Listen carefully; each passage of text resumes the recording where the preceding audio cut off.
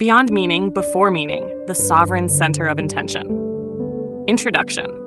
To stand in life is to stand in paradox. The mind asks, does life have meaning, or is it meaningless, and feels forced to choose? Yet the truth lies not at either extreme. Life is neither imprisoned in a single purpose, nor lost in emptiness. Life is sovereign when it rests at the center, beyond meaning, before meaning, where intention becomes the deeper compass. Good and bad, sacred and profane, gain their shape from meaning, but meanings change with culture, time, and belief. What one age calls holy, another names heresy. What one tribe calls justice, another calls cruelty. Beneath this shifting surface lies something quieter and more elemental: intention. A deed labeled good can spring from corruption. A deed condemned as evil can be born from love. Intention reveals the essence hidden behind the masks of meaning. This fourfold voice explores the arc: how history shaped meanings of good and bad, how science uncovers the mechanics of intention, how philosophy wrestles with neutrality, and how spirit reveals sovereignty as the still point where opposites dissolve.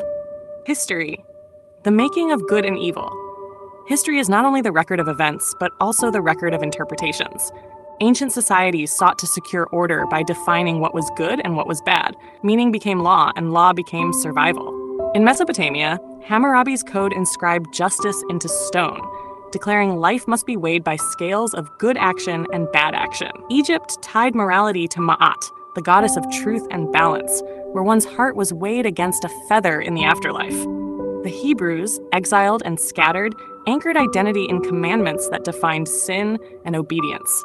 Christianity universalized this dichotomy, binding salvation to right belief and right action. To step outside the meaning system was to risk eternal damnation. Medieval Europe enforced the structure through the church, which named virtue and vice, saint and sinner, heaven and hell. But history reveals that these definitions were not absolute.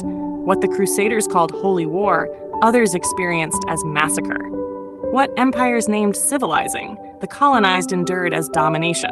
As Friedrich Nietzsche observed in On the Genealogy of Morality, moral codes often arose from the power of the strong over the weak, or from the resentment of the weak against the strong. Good and evil, he argued, were not eternal truths, but historical inventions.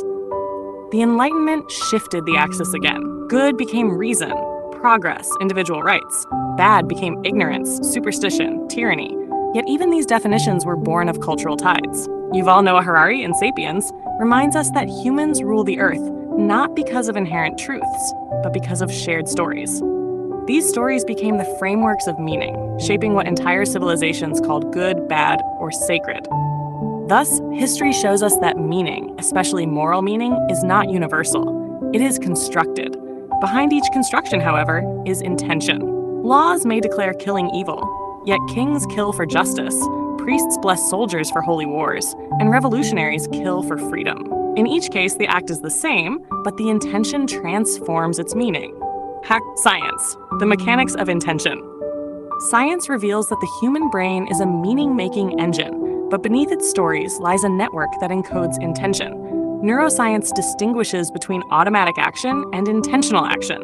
Automatic actions, like reflexes, bypass conscious will. Intentional actions, however, involve the prefrontal cortex, where goals, motives, and foresight reside.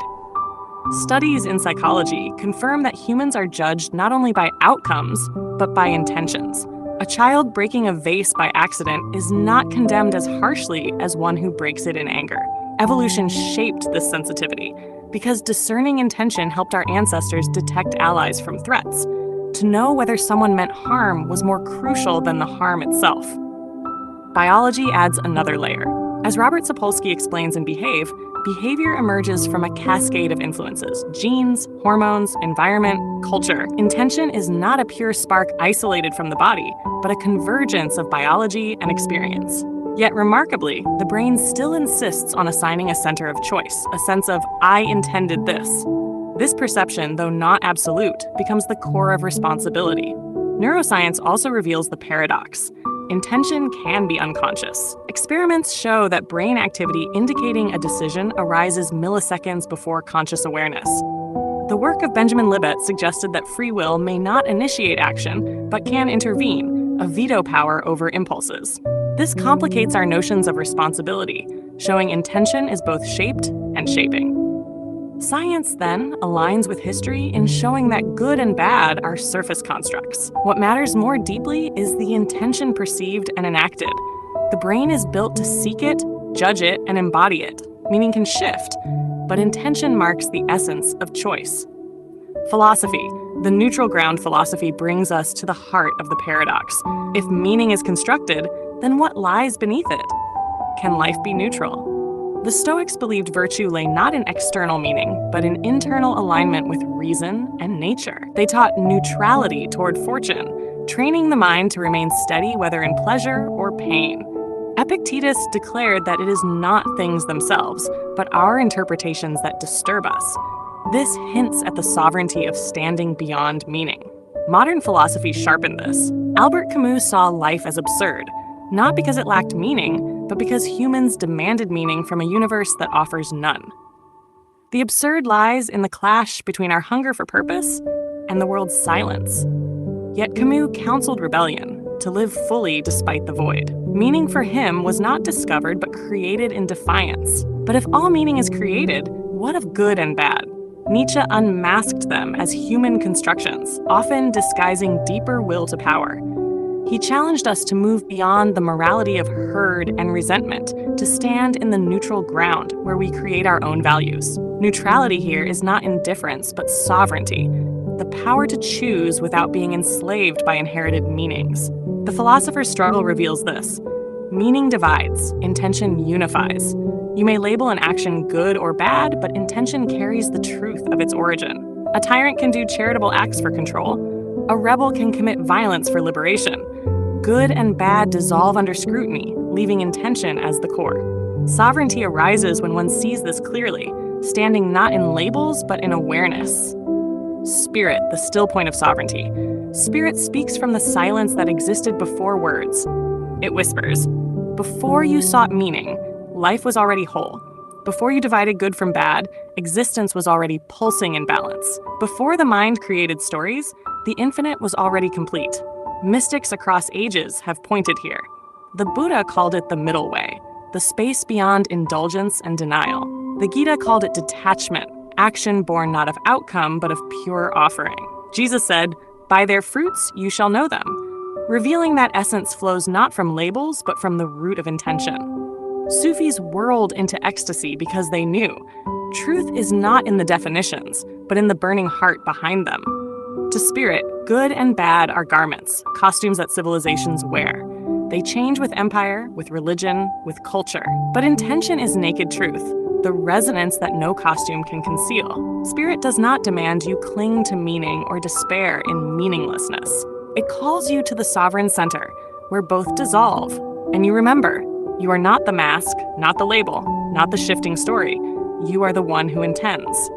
Sovereignty is neutrality alive. Not cold indifference, but the stillness that sees all storms pass through. To live here is to act from essence, not approval. To create without begging for validation.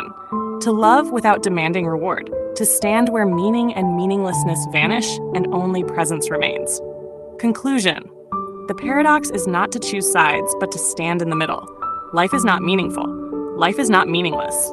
Life simply is. Meaning is the story laid on top, good and bad, the shadows it casts. But deeper still, intention burns like a hidden flame, the true weight behind every act. History shows us that meanings enslave and liberate. Science shows us intention coded into our very biology. Philosophy shows us that neutrality is the only ground of freedom. Spirit shows us that sovereignty is to live from intention, anchored in the infinite, untouched by the pendulum of opposites. To live sovereignly is to stand in the eye of the storm, unmoved, clear, free, not clinging to purpose, not fearing emptiness. Acting from intention, the one truth that no empire, no culture, no shifting story can erase. Awakening questions. 1. Where in your life have you confused intention with meaning? 2. What meanings have bound you and what intentions can free you? 3. Can you act from the purity of intention without needing your action to be labeled good or bad? 4. What happens when you stand in the center, where meaning and meaninglessness dissolve? Final 4 lines. Meaning is story. Intention is source. Neutrality is the eye. Sovereignty is the flame. Here, the opposites bow. Here, you are free.